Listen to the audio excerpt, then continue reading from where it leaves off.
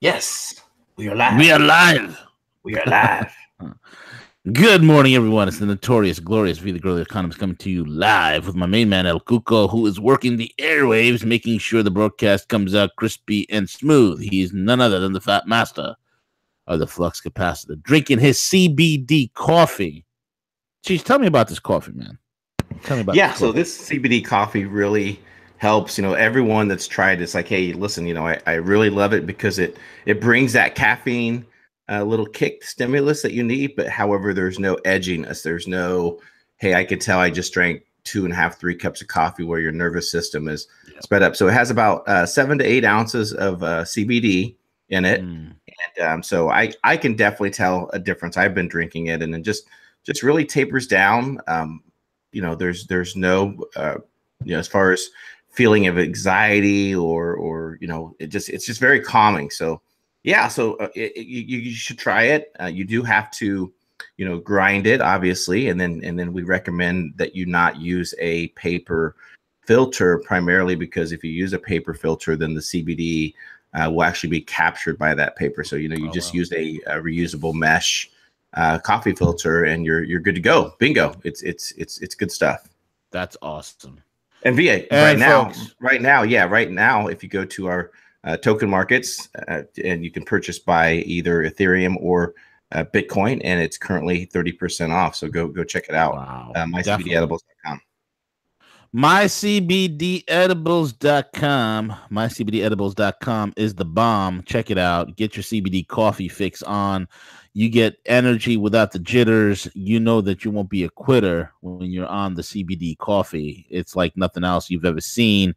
We keep it clean, 99.99% CBD isolate. Don't be late. Go check it out. Website, mycbdedibles.com. Get that 30% off. Get your coffee shipped to you. And while you're there, check out all the other deliciousness that's on there, from the chocolate peanut butter Buckeyes to the granola to the almond coconut, which I freaking love that almond coconut, dude. I polished that thing off. Woo, so good, so good. Yeah, it's exciting. We're actually going to be doing a product demonstration. I'm not sure if you call it product sampling at the Hemp Industry Association's meeting here for the Midwest. Nice. And yeah, so we're excited to get in front of people. Yeah, so that's tomorrow night. So we're preparing for that, and orders have been shipped.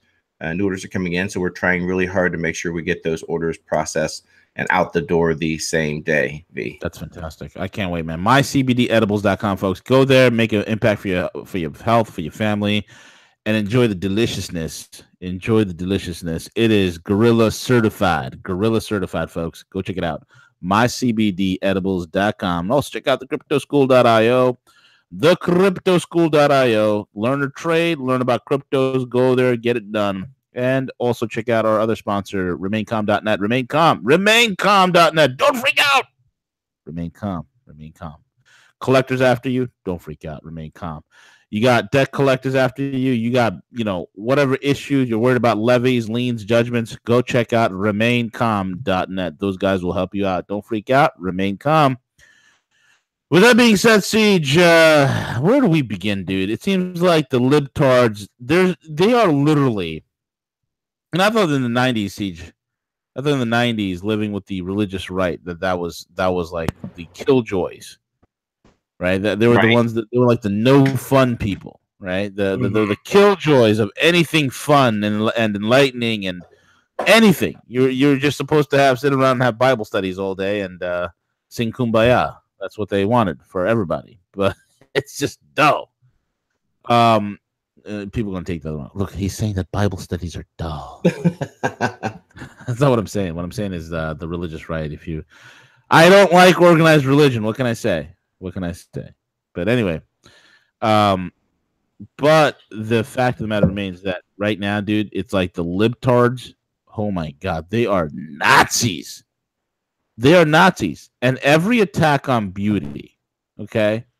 Everything like, don't fat shame me. All that other stuff. People don't realize when you start attacking beauty, you start attacking gender, you start attacking all these things.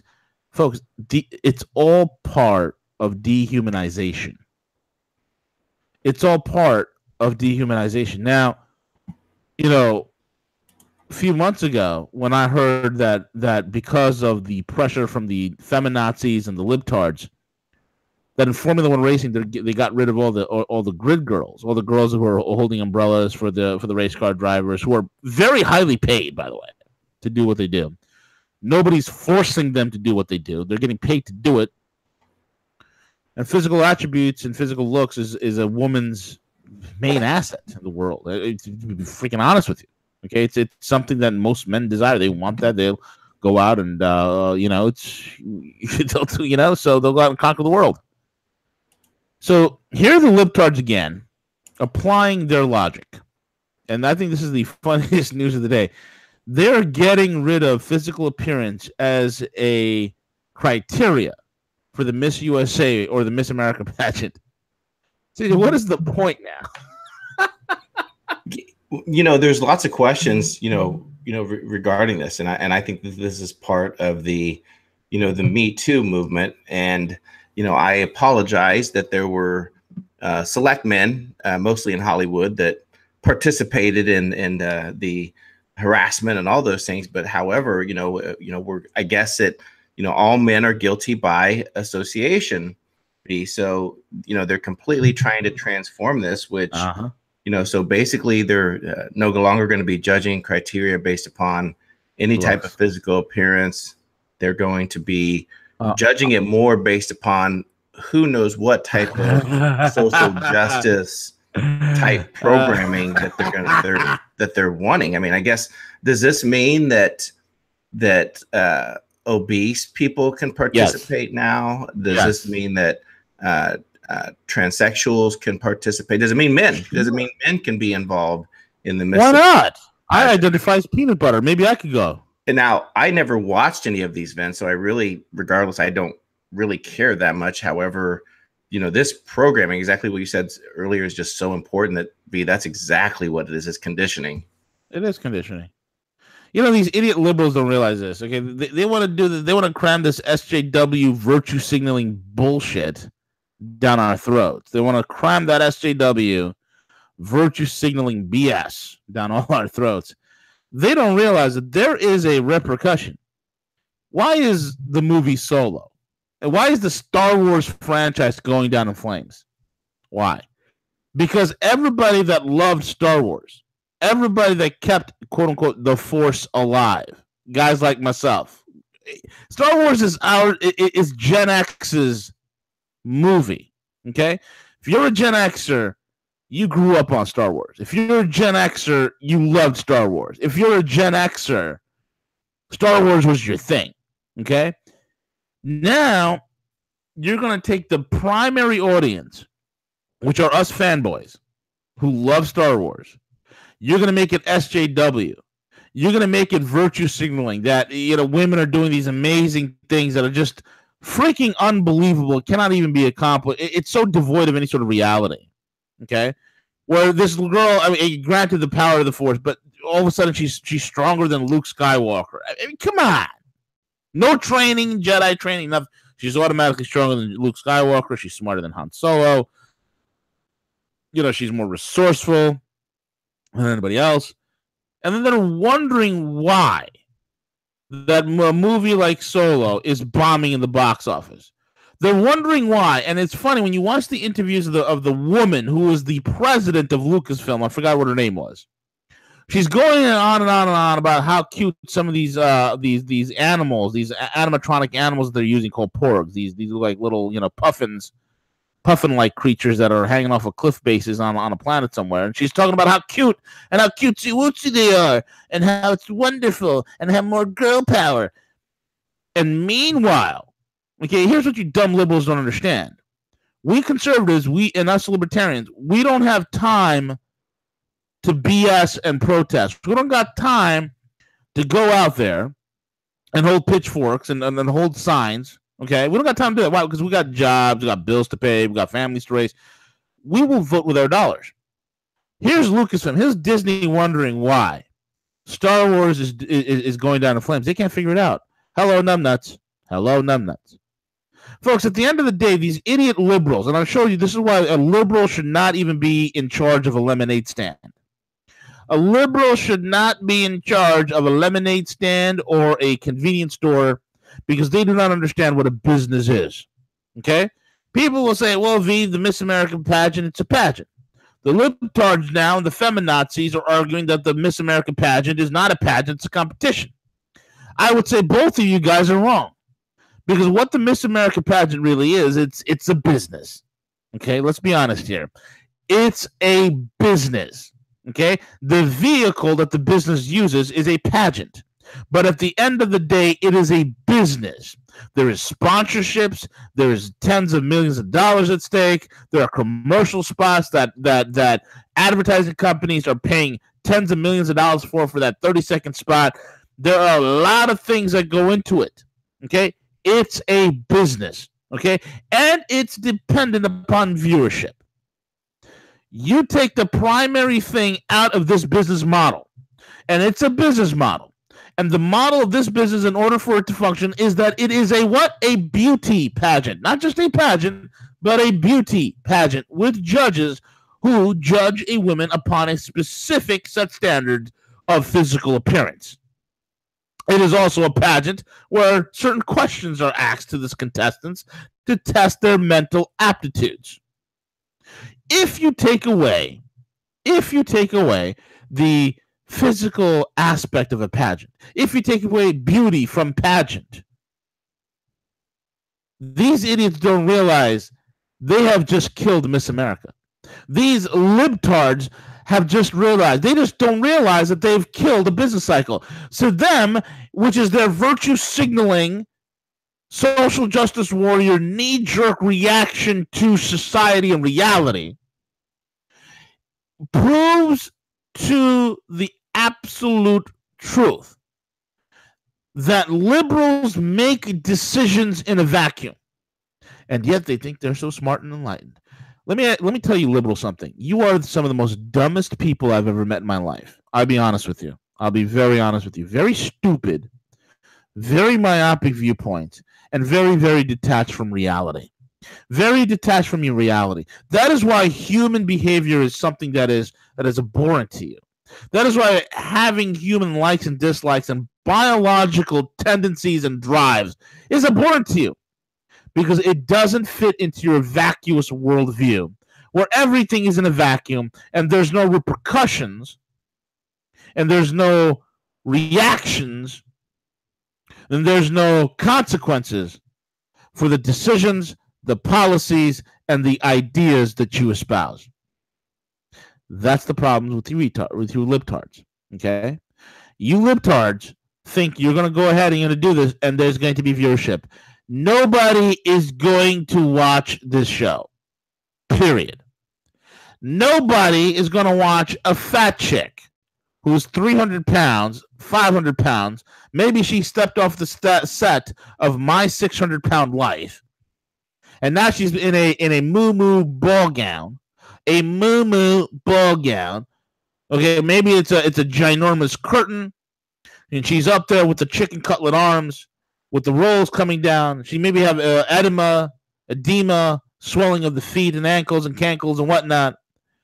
And she might be out there and talking about the virtues and give probably the most intellectual oration or the most intellectual dissertation out there about a specific given topic.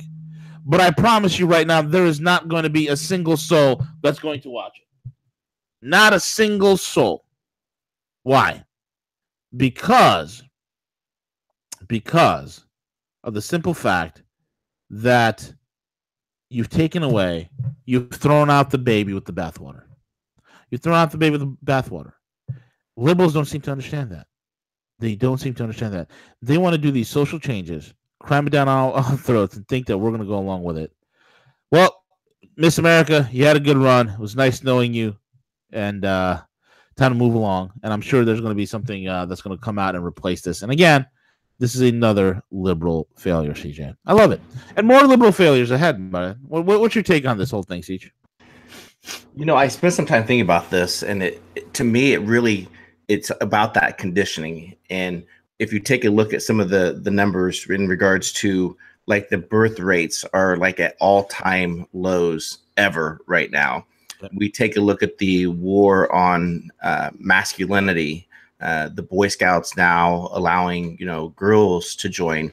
And what I'm concerned about, V, is that I really think what this is in part is really trying to condition, you know, girls primarily like at a young age, that what perhaps beauty is, but I think it comes in the form of opinion and in the form of social justice. In other words, I guarantee you that when these pageants take over, I guarantee you they're going to be asking a lot of questions steered specifically to, progressive liberalism, specifically around, social impact, all these things. So to me, this is very much conditioning where they will not want, young girls that watch these shows, who maybe idolize, beauty, because, we know that as part, mothers like in part, to get their daughters, dressed up and, do those things. But to me, I think they're going to use this as an attempt to start conditioning the viewers at a young age that, hey, you need to be more concerned about your social impact to society versus everything else. So I think in part that's what it's about. I think that, they can't afford in the next 10, 12, 16 years to have free thinking, independent women who are not programmed to their society of social justice. So to me, that's what it's about. We'll have to wait and see, V. But yeah, I mean, don't call it a pageant anymore. I mean, I never paid it any attention anyway, so it doesn't impact me. But again, we'll just have to see specifically what happens. But I am glad of one thing, V, and that's it. Hopefully, what kind of test they're going to have who's the winner, because we all remember Miss Teen South Carolina. Do you remember that one, V? Oh God, yes, yes. Dumb as a box of rocks, but that wasn't the point, CJ, right? That wasn't the point. It was not her intelligence that got her to where she is. She's a ditz. I mean, so maybe perhaps they can avoid some of that. What was that she was saying? Let me cue that up, see. Let me see. I got it right here, V. I'll play it for us. You ready? Yeah, play it up real quick. That dumb bimbo. Oh my God. And I want to think in part that it was a lot was, the poor girl, her nerves with, being up there in the question. But let's cue that up. Recent polls have shown a fifth of Americans can't locate the U.S. on a world map. Why do you think this is? I personally believe that U.S. Americans are unable to do so because some people out there in our nation don't have maps. And I believe that our education, like such as in South Africa and the Iraq, everywhere like such as, and I believe that they should, our education over here in the U.S. should help the U.S. or should help South Africa and should help the Iraq and the Asian countries. So we will be able to build up our future. What a dumb bimbo. The dumb bimbo doesn't realize education in Asian countries far exceeds and supersedes anything in the United States. What a dummy. Dummy doesn't realize the equivalent of a freshman in a high school in Asia. Pick your Asian country. The equivalent of a ninth grader in Southeast Asia or Asia is a college sophomore in America. But U.S. Americans will help out. maybe they'll teach them about the 73 genders, CJ. I don't know. Well, they're not finished yet. V. I don't want to go off topic. Then the education. They're not finished yet. They still have, California, where it's free money, happening. V. Money. Folks in Stockton, California, with their millennial mayor Michael Tubbs, 26-year-old Michael Tubbs, the millennial mayor of Stockton, California. He's turned Stockton into the free shit Olympics, baby. It's the free shit Olympics.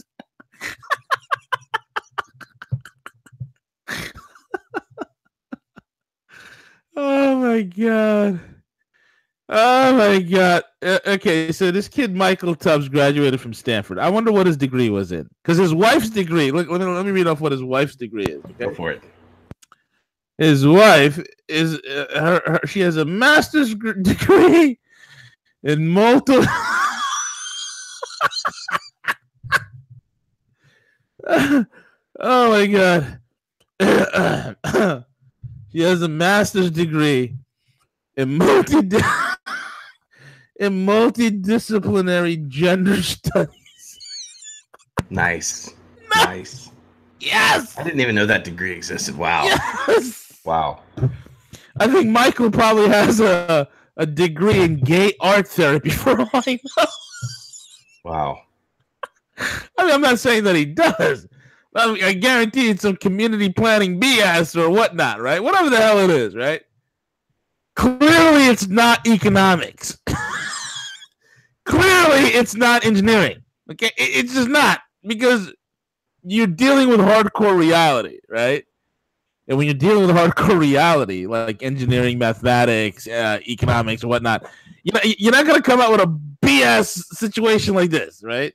Actually, economics taught in a California school, yeah, you could come out with a reality like this. Let me take that back. It's not hard mathematics. Anyway, this is from our buddies over at Zero Hedge. Back in January, we introduced you to Michael Tubbs. He is the millennial mayor. He is the man in charge of the new program called the Free Shit Olympics. Get as much free shit as possible. See, I think it's going to be another day where I can't keep a straight face. Okay. As a reminder, in 2013 became the most populous U.S. municipality to declare bankruptcy. So into this foray, they decided to put a man in who's got no political qualifications. His claim to fame is, I don't even know what his education is. I look at his Wikipedia page. I cannot tell what his education degree is. All I know is that his wife has a multidisciplinary degree in gender studies. That's just amazing. Wow. So into this foray of the biggest bankruptcy in U.S. history, the biggest bankruptcy for a municipality in U.S. history, steps the millennial. Okay, this is a kid who is fueled. He is a byproduct of the stupidity of the education of California. He is a byproduct. I can't even be mad at Mike. I'm not upset at Mike Tubbs.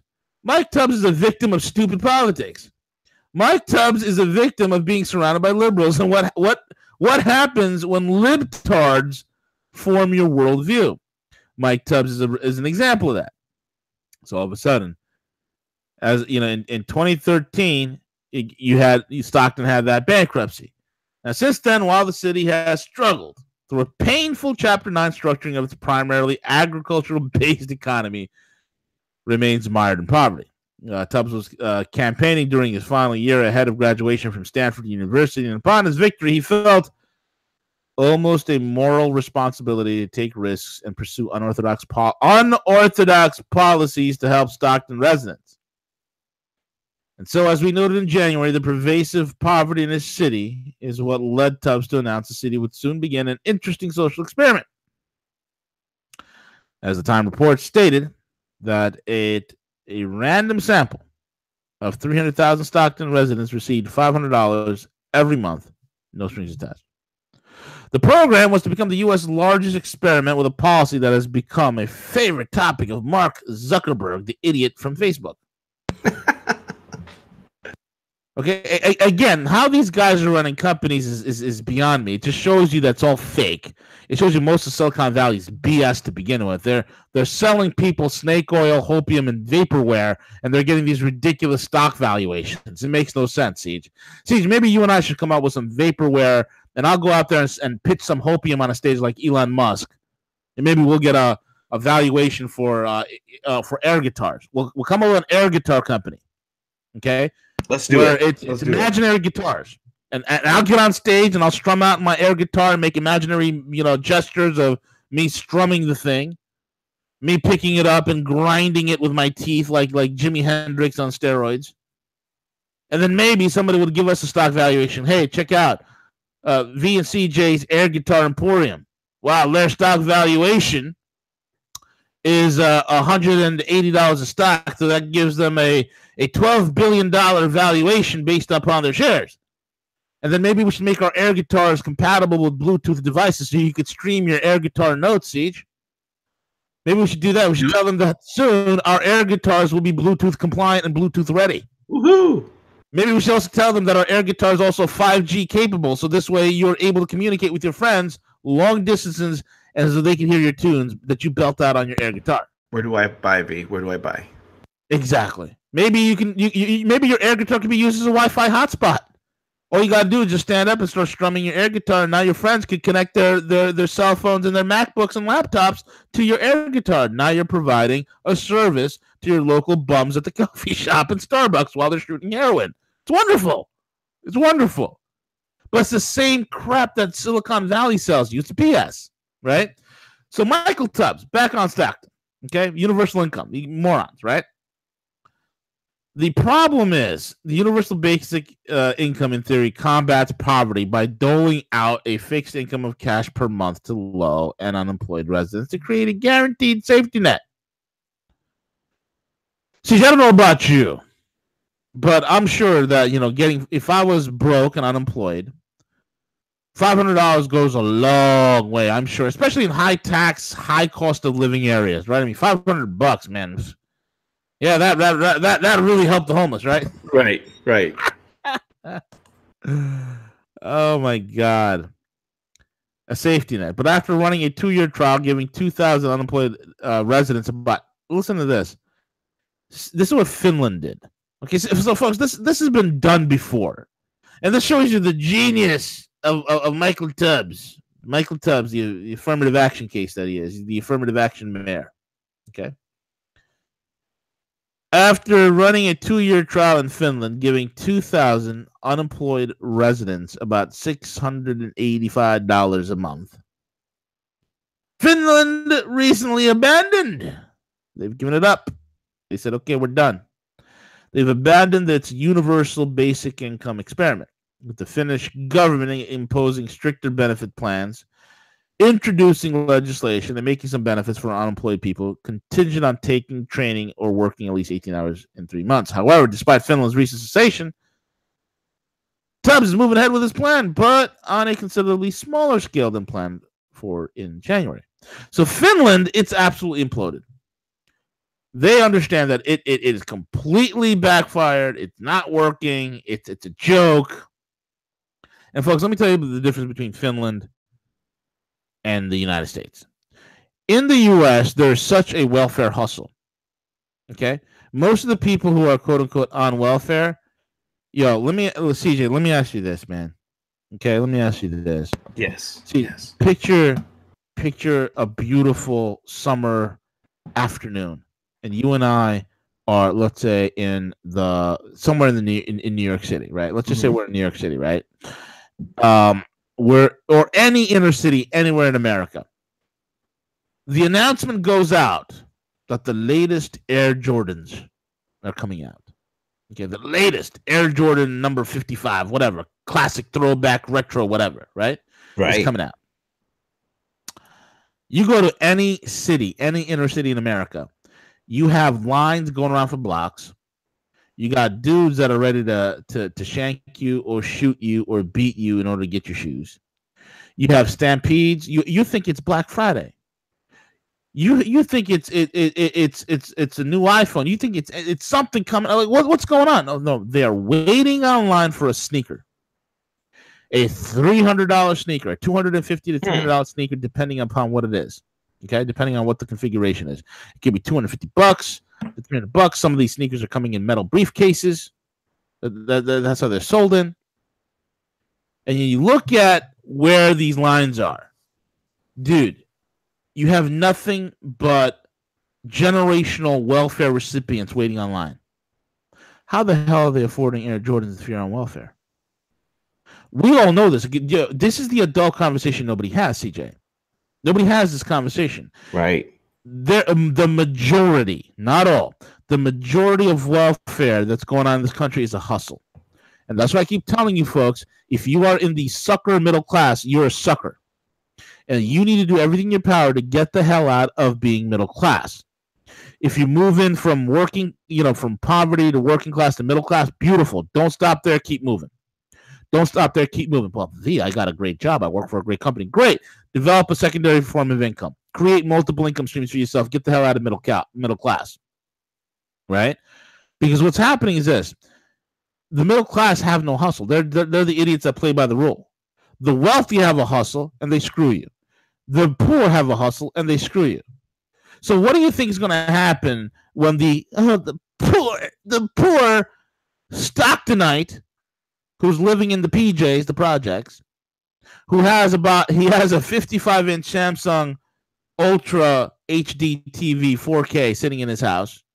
He's got his PlayStation and his Xbox One ready to go with the Madden 2019 already fresh out the package. It's loaded in. He's the Madden king of the neighborhood, right?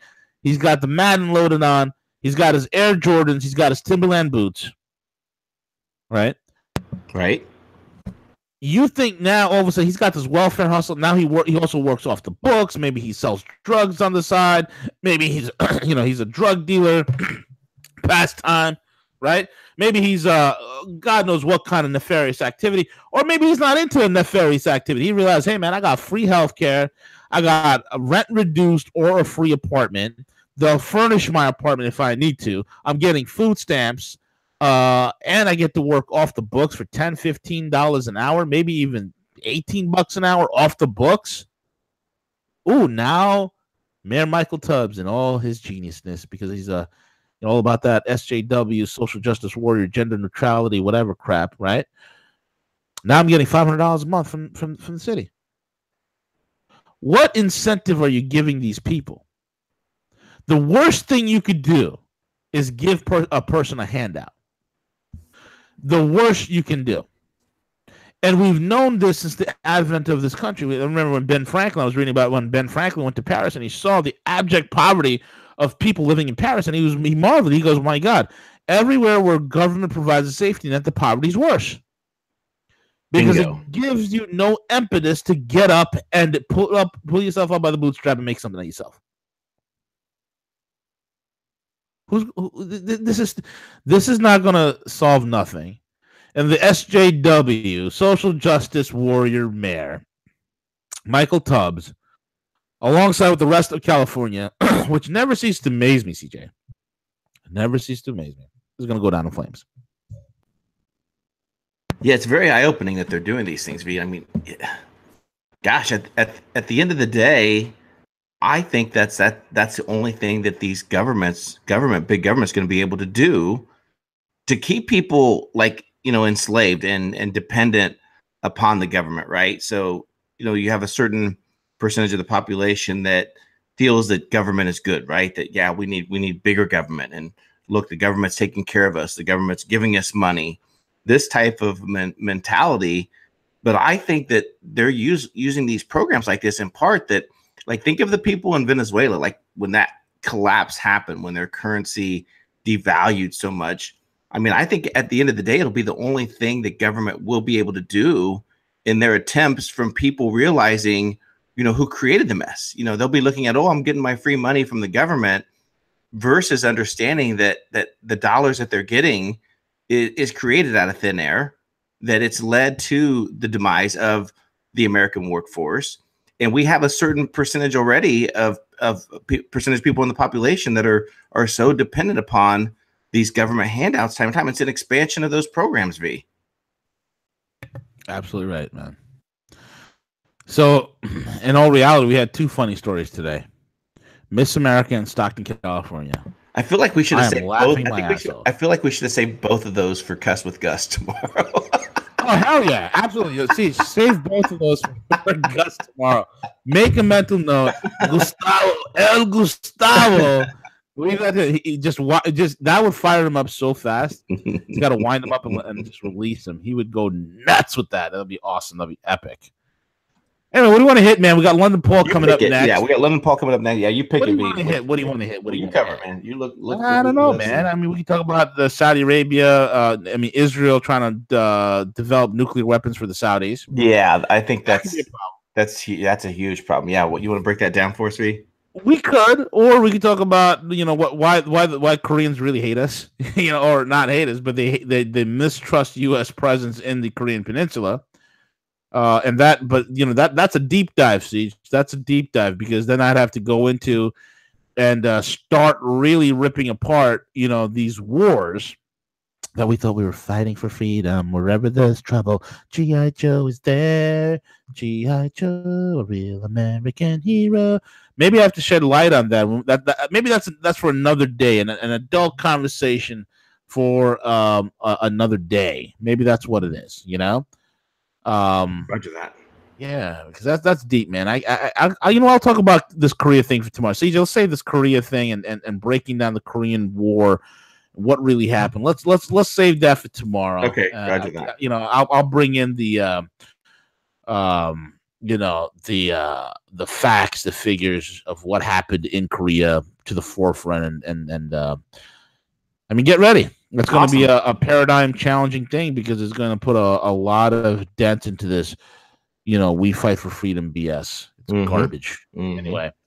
I guess, Siege, if you want to touch base on it real quick, we could also talk about Syria 2.0, which is Yemen, or we could save that for London Paul in the next 20 minutes. What do you want to do? Let's save that. Do you want to talk briefly and just go over the Israel and developing nuclear weapons for Saudis? Oh, yeah. This is always a good thing because, folks, the proliferation of nuclear weapons is bad. Bad. Unless, of course, you're a U.S. ally who happens to develop one for another ally. Then it's good. The Israeli government has begun selling the Kingdom of the Outhouse of Saud information how to develop nuclear weapons, according to a senior official at the Israeli military organization, Israel's Homeland Security. Amir Doran, a senior nuclear commentator at the organization, which is partially funded by U.S. weapons giant Raytheon, came forward because of his concern over the emerging nuclear arms race in the region.